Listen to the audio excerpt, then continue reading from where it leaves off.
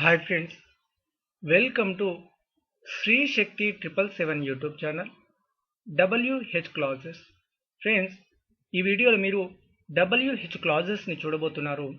ఇలాంటి మరిన్ని వీడియోస్ మీకు కావాలి అనుకుంటే తప్పకుండా ఈ ఛానల్ని సబ్స్క్రైబ్ చేసుకోండి. ఈ వీడియో మీకు నచ్చినట్లయితే లైక్ చేయండి, తప్పకుండా కామెంట్ రూపంలో తెలియజేయండి. Whatever, whatsoever. Friends, ఈ పదాలు చెప్పడానికి వేరుగా ఉన్న అర్థం మాత్రం ఒకటే మాదిరి ఉంటుందండి, ఎటువంటి భేదము ఉండదు. ఓకే, అసలు దీనికి అర్థం ఏమిటి అని అన్నట్లయితే ఏది లేదా ఏదైతే ఏమి అని తెలియజేయడం జరుగుతుంది. She believes him whatever he says. అతడు ఏది చెప్పినా ఆమె అతన్ని నమ్ముతుంది. Whatever is on the table is mine. Table పైన ఏదైతే ఉందో అది నాది. ఇలా ఏది లేదా ఏదైతే ఏమి అనేటువంటి పదాలను తెలియజేయడానికి వాట్ ఎవర్, వాట్ సో ఎవర్ని చెప్పడం జరుగుతుంది. When ever, when so ever. Friends, ఈ పదాలను చెప్పడానికి వేరుగా ఉన్న అర్థం మాత్రం ఒకటే అండి. ఈ రెండింటికి ఎటువంటి అర్థం అనేది భేదం ఉండదు. ఓకే, వెన్ ఎవర్ అంటే అర్థం ఏమిటి అంటే అప్పుడల్లా. అంటే కొన్ని సందర్భాలలో మనం చెప్తుంటాం, వచ్చినప్పుడల్లా అతన్ని కలవండి, మీరు వెళ్ళినప్పుడల్లా అతన్ని కలవండి, మీరు వచ్చినప్పుడల్లా భోజనం చేయండి అంటుంటాం. ఇలా వచ్చినప్పుడల్లా అంటే అప్పుడల్లా. ఇలా అప్పుడల్లా అనేటువంటి పదాన్ని తెలియజేయడానికి వెన్ ఎవర్ లేదా వెన్ సో ఎవర్ అనే పదాన్ని తెలియజేయడం జరుగుతుంది. Whenever you come here you meet me. మీరు ఇక్కడికి వచ్చినప్పుడల్లా నన్ను కలవండి. ఇలా ఏదైనా ఒక పని చేసినప్పుడల్లా అని తెలియజేయడానికి వెన్ ఎవర్ లేదా వెన్ సో ఎవర్ని చెప్పడం జరుగుతుంది. Which ever, which so ever. ఈ రెండు పదాలు చెప్పడానికి వేరుగా ఉన్న తెలుగులో అర్థం మాత్రం ఒకటే అండి, ఎటువంటి భేదము ఉండదు. ఓకే, అసలు వీటికి అర్థం ఏమిటి అంటే ఏ అండి.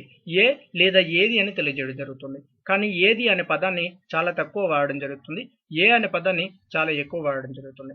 ఓకే, ఎగ్జాంపుల్ చూసినట్లయితే you can buy a pen which ever you like. నీకు ఏ పెన్ను నచ్చితే అది కొనుక్కోండి.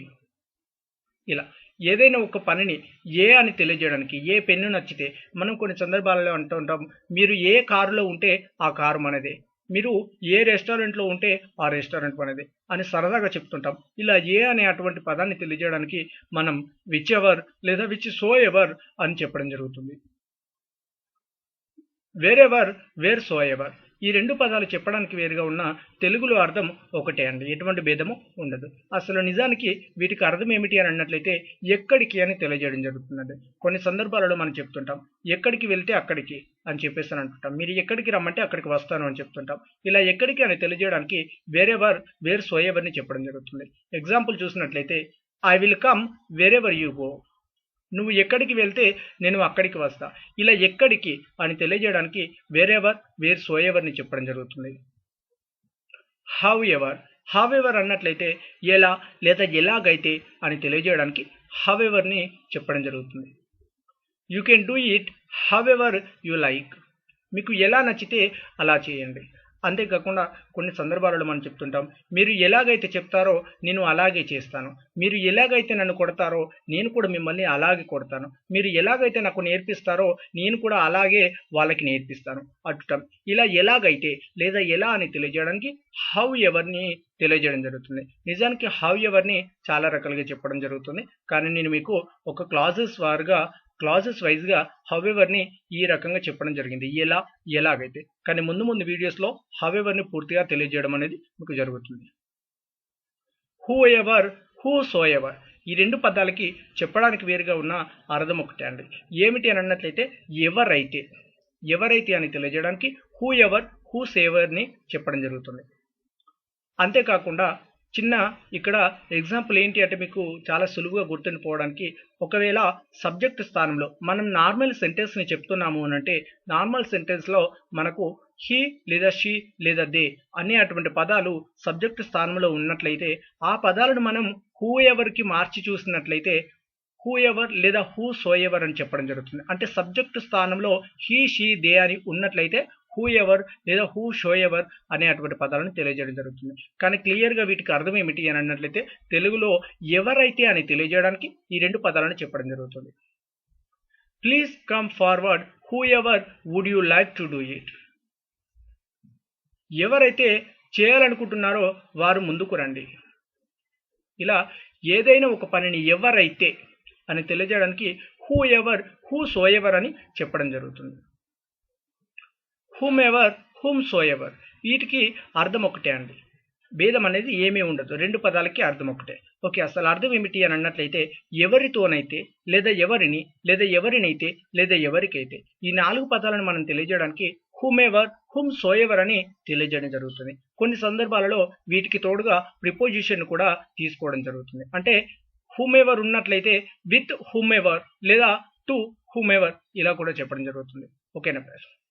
ఓకే, అంతేకాకుండా సింపుల్గా గుర్తుంచుకోవాలి అని అన్నట్టయితే చిన్న ఎగ్జాంపుల్ ఏంటి అని అన్నట్లయితే మీకు ఇక్కడ మన నార్మల్ సెంటెన్స్ని తీసుకున్నట్లయితే నార్మల్ సెంటెన్స్లో మనం ఆబ్జెక్ట్లో హిమ్ లేదా హర్ లేదా దెమ్ అనే పదాలు వచ్చినట్లయితే వాటిని మనం మార్చి చూసినట్లయితే హూమ్ ఎవర్, హూమ్ సో ఎవర్గా చెప్పడం జరుగుతుంది. ఓకేనా ఫ్రెండ్స్? ఇలా ఎం, హిమ్, హర్, దెమ్ అనే ఈ పదాలకు బదులుగా మనం హూమ్ ఎవర్, హూమ్ సో ఎవర్ను కూడా కొన్ని సందర్భాల్లో చెప్పడం జరుగుతుంది. అంటే ఆబ్జెక్ట్గా ఈ పదాలను మనం ఎగ్జాంపుల్గా తీసుకోవడం జరుగుతుందండి. అంటే నార్మల్ సెంటెన్స్ చెప్పినట్లయితే చివరిలో ఐ విల్ గివ్ హిమ్ అని అంటుంటాం. ఐ విల్ గివ్ హిమ్, ఇక్కడ హిమ్ వచ్చింది కాబట్టి ఇక్కడ హిమ్ వచ్చిందంటే దీనిని మనం క్లాజెస్గా చెప్పాలి అంటే మనకు ఈ పదానికి బదులుగా హూమ్ ఎవర్, హూమ్ సో ఎవర్ని తీసుకోవడం జరుగుతుంది. ఓకేనా ఫ్రెండ్స్? ఓకే, తెలుగులో అయితే మీకు క్లియర్గా అర్థం అవ్వాలంటే ఎవరితోనైతే ఎవరిని, ఎవరినైతే ఎవరికైతే అని తెలియజేయడానికి హూమ్ ఎవర్, హూమ్ సో ఎవర్ని చెప్పడం జరుగుతుంది. You can call whom ever you want to call. నీకు ఎవరిని పిలవాలని ఉంటే వారిని పిలువు. ఇలా ఎవరిని, ఎవరినైతే, ఎవరికైతే, ఎవరితోనైతే అని తెలియజేయడానికి హూమ్ ఎవర్, హూమ్ సో ఎవర్ని చెప్పడం జరుగుతుంది. విత్ హూమ్ ఎవరితో. With whom are you going, నువ్వు ఎవరితో వెళుతున్నావు. ఫర్ హుమ్ ఎవరి కోసం. For whom are you waiting, మీరు ఎవరి కోసం ఎదురు చూస్తున్నారు. ఇలా ఎవరి కోసం అని తెలియజేయడానికి ఫర్ హుమ్ని చెప్పడం జరుగుతుంది. ఫర్ వాట్ దేనికోసం. For what are you looking, మీరు దేనికోసం చూస్తున్నారు. ఇలా దేనికోసం అని తెలియజేయడానికి ఫర్ వాట్ని చెప్పడం జరుగుతుంది. సిన్స్ వెన్ ఎప్పటి నుండి.